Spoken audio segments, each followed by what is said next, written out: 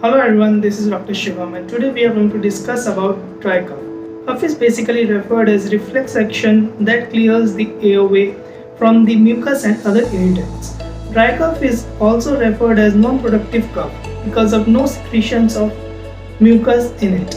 The causes of dry coughs include allergic reactions, hyperresponsiveness of airway, GERD, environmental changes, viral infections, etc.